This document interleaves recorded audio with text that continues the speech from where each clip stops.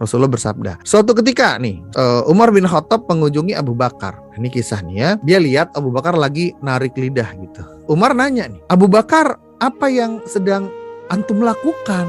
Semoga Allah mengampunimu, kata Umar gitu ya. Abu Bakar menjawab, gara-gara ini nih, gitu. Dia bilang, ini benda yang akan menjerumuskan diriku ke neraka. Begitu. Itu kisahnya. Abdullah bin Mas'ud juga berkata, demi Allah yang tidak ada ilah selain dia, tidak ada sesuatu yang lebih perlu untuk dipenjarakan selain lisanku. Dia ngomong untuk dirinya sendiri gitu. Dia juga berkata, wahai lisan, ucapkanlah yang baik-baik, niscaya kamu akan beruntung. Jadi beruntung, menang, sukses, nah itu adalah tidak lain tidak bukan juga ditentukan dari lisannya seseorang. Berhentilah dari mengucapkan yang buruk-buruk, niscaya kamu akan selamat sebelum menyesal. Ibnu Abbas berkata, telah sampai kepadaku seseorang yang mengatakan bahwa tidak ada satu bagian dari tubuhnya yang paling dimurkai pada hari kiamat melebihi lisan seseorang, kecuali yang menggunakannya untuk mengucapkan yang baik-baik atau mengisinya dengan kebaikan. Hasan al-Basri juga berkata, orang yang tidak menjaga lisannya, maka dia berarti juga tidak memahami dinnya, agamanya. Kelihatanlah orang-orang yang hatinya keras, yang kata-katanya berantakan, oh berarti dia nggak paham agama. Ya, bencana yang paling ringan itu adalah lisan yang tidak bermanfaat. Alias ngomong tapi nggak bermanfaat gitu. Yang tidak berfaedah aja bencana.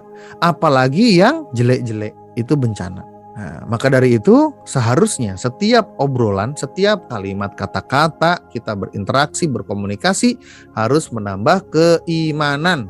Ya paling enggak Masya Allah ada kata-kata pengingatnya, tabarakallah, istighfar ya kan. Tetap ada upaya-upaya kita untuk membuat lisan ini menjadi selalu ingat Allah. Rasulullah SAW bersabda, merupakan kebaikan keislaman seseorang jika dia meninggalkan sesuatu yang tidak berfaedah baginya. Gitu. Jangan sampai kita ngobrol kalimat komunikasi tidak ada manfaat atau datar flat itu nggak berfaedah. Harus ada zikirnya, harus ada rasa syukurnya, alhamdulillahnya, subhanallah, masya Allah, Allahu Akbar, selalu ada. Ya, Al-Hasan Al-Basri juga berkata, di antara yang menghalangi berpalingnya Allah dari seorang hamba adalah ketika ia menganggap kesibukannya dalam urusannya itu tidak berfaedah.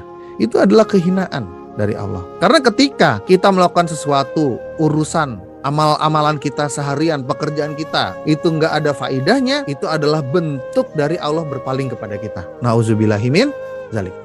Barang siapa yang berbicara tentang sesuatu yang tidak berguna, maka dia akan terhalang dari kejujuran. Ya, cenderungnya dia akan meninggalkan kejujuran, ada kecenderungan. Lalu gimana dengan yang namanya perdebatan, berjidal istilahnya. Sampai-sampai nih tentang berjidal ini, perdebatan ini, sampai-sampai dijadikan syarat itu ketika haji. Ya, barang siapa yang pergi haji, memenuhi rukun-rukunnya, yang ikhlas kepada Allah, dan tidak berjidal selama haji, tidak ada berbantah-bantah.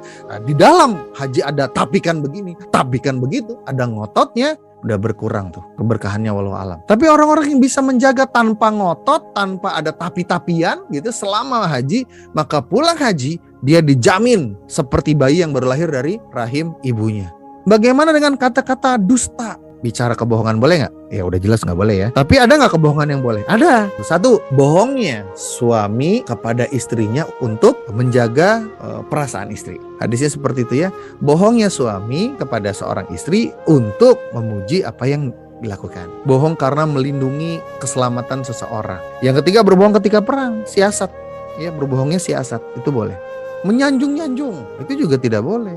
Tidak bermanfaat. Kenapa? Anda dipuji orang, disanjung orang, pertanyaannya, bikin Anda tambah mulia enggak?